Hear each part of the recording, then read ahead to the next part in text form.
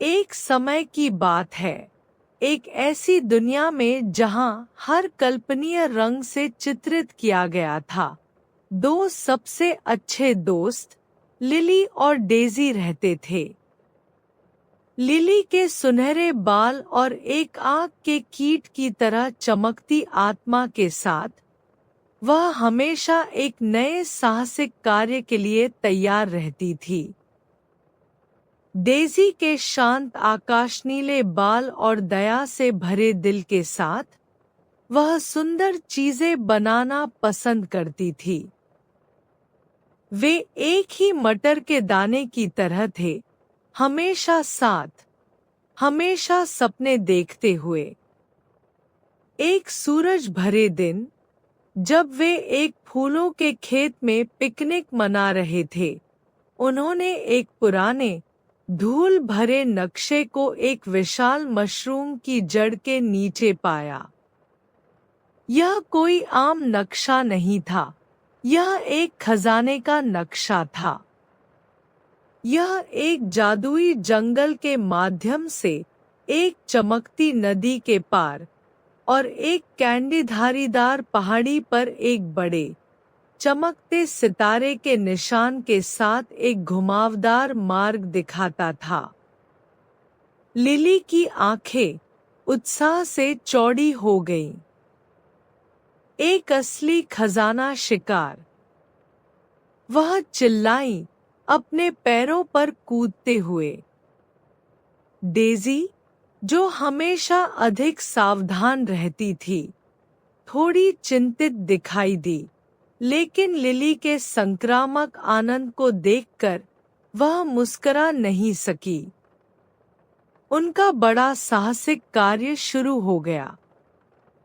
उन्होंने एक छोटा बैग पैक किया जिसमें आवश्यक चीजें थीं, एक रस्सी, एक शहद का जार ऊर्जा के लिए, और डेजी का पसंदीदा स्केचबुक सभी यादों को कैप्चर करने के लिए।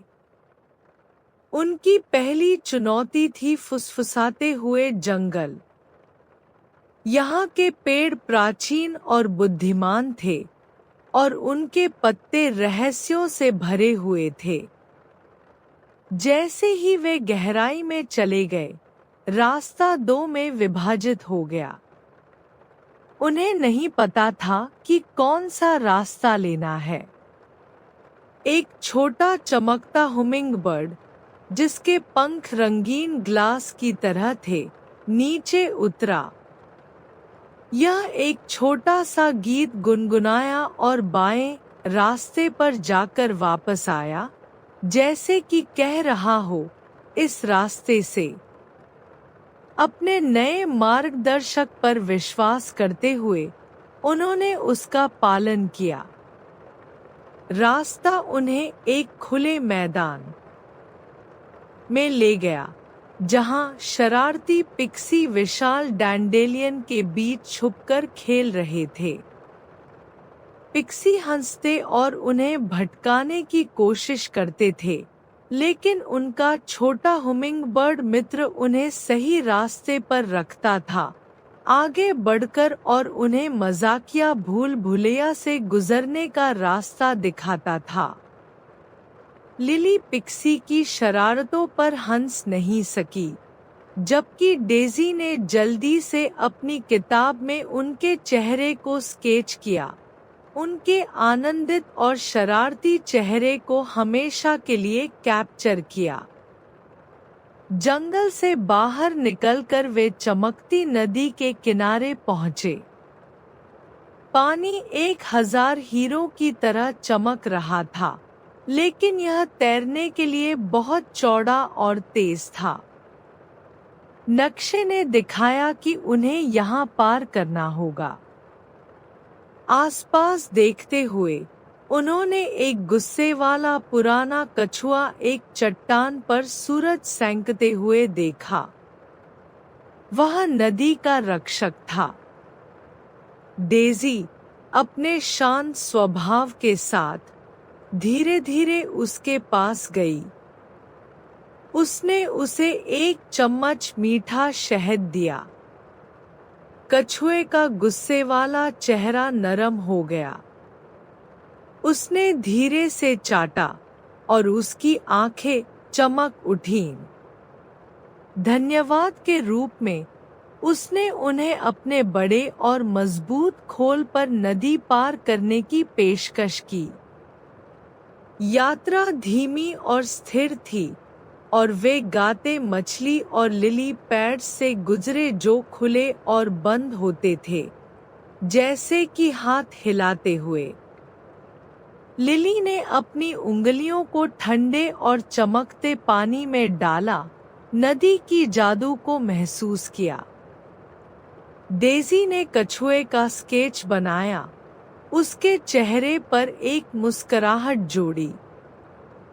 वह उनकी कहानी में एक नायक था। आखिरकार नदी पार करने के बाद वे कैंडी धारीदार पहाड़ी पर चढ़ने के लिए तैयार थे। पहाड़ी एक विशाल कैंडी की तरह दिखता था, जिसकी लाल और सफेद धारियां बादलों तक जाती थी। रास्ता तेज और फिसलन भरा था। लिली, जो हमेशा साहसी रहती थी, आगे बढ़कर रस्सी का उपयोग करके सबसे मुश्किल हिस्सों पर चढ़ने में मदद की।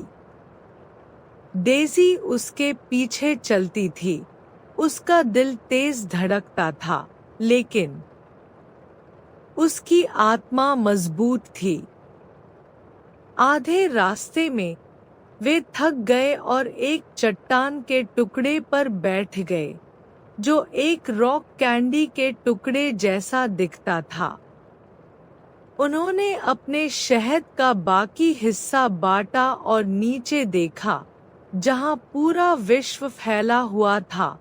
हरे जंगल, चमकती नदियां और रंगीन खेत। वे अपने छोटे से गांव को भी देख सकते थे, जो दूरी में एक छोटा सा बिंदु था। यह इतना सुंदर था कि यह उनकी सांसें रोक देता था। डेज़ी ने अपना स्केचबुक निकाला और दुनिया के रंगों को कैप्चर करने की कोशिश की, जो दोपहर के सूरज से चित्रित किए गए थे। यह एक ऐसा क्षण था जिसे वे कभी नहीं भूलेंगे। फिर से ऊर्जावान होकर वे अपनी चढ़ाई जारी रखी। जैसे ही वे शिखर के करीब पहुंचे, हवा पतली हो गई और एक रहस्यमय जादुई धूल से भर गई। आखिरकार वे आखिरी चट्टान पर चढ़ गए और शिखर पर खड़े हो गए। वे सफल हो गए थे। शिखर एक समतल पठार था, जो नरम, बादल जैसी घास से ढका हुआ था, और बिल्कुल बीच में नक्शे की तरह एक बड़ा, चमकता सितारा जमीन पर खुदा हुआ था।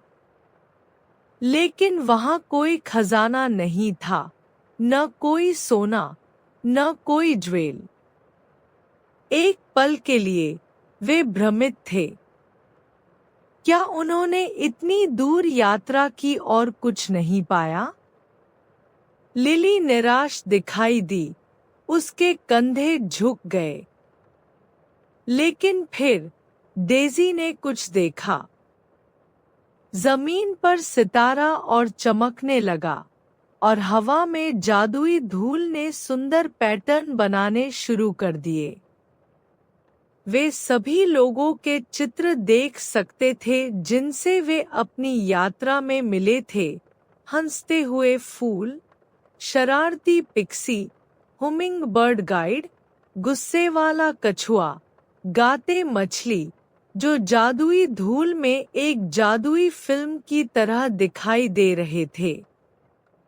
उन्होंने महसूस किया कि खजाना सोना या चांदी नहीं था। यह स्वयं साहसिक कार्य था। यह वह साहस था जो उन्होंने पाया, दोस्त जो उन्होंने बनाए, और सुंदर यादें जो उन्होंने साथ बनाई। खजाना यात्रा था, न कि गंतव्य। लिली का चेहरा एक बड़ी मुस्कुराहट में बदल गया। उसने डेज़ी का हाथ पकड़ लिया और वे जादुई धूल में नाचने लगे, पूरे आनंद से हंसते हुए। जैसे ही सूरज अस्त होने लगा, जो आकाश को नारंगी और गुलाबी रंग से रंगने लगा, सितारे की चमक धीरे धीरे फीकी पड़ गई। यह समय घर वापस जाने का था। वापसी की यात्रा बहुत आसान थी। यह ऐसा लगा मानो पहाड़ स्वयं उन्हें मदद कर रहा था। रास्ता कम तेज, नदी शांत। जब वे आखिरकार अपने गांव में वापस पहुंचे, जैसे ही पहले सितारे रात के आकाश में दिखाई देने लगे, वे थके हुए थे, लेकिन उनके दिल भरे हुए थे। वे एक पहाड़ी पर बैठे, जो उनके घर को देखता था, और डेज़ी ने अपना स्केचबुक खोला। उसने लिली को सभी ड्राइंग दिखाई, नक्शा, हुमिंगबर्ड, पिक्सी, कछुआ और पहाड़ी से दृश्य। प्रत्येक चित्र उनकी अविश्वसनीय कहानी का एक हिस्सा था। लिली ने आखिरी खाली पेज पर इशारा किया। तुम यहाँ क्या ड्रॉ करोगी? उसने पूछा। डेज़ी मुस्कुराई और 2 खुशहाल स्टिक फिगर बनाई, जो हाथ पकड़े हुए एक पहाड़ी पर खड़े थे, एक बड़े चमकते सितारे के नीचे। नीचे उसने लिखा, सबसे अच्छा साहसिक कार्य। और वे जानते थे कि यह उनके कई और साहसिक कार्यों की शुरुआत थी, क्योंकि दुनिया में सबसे बड़ा खजाना एक सबसे अच्छा दोस्त है जो उन्हें साझा करने के लिए मिला है।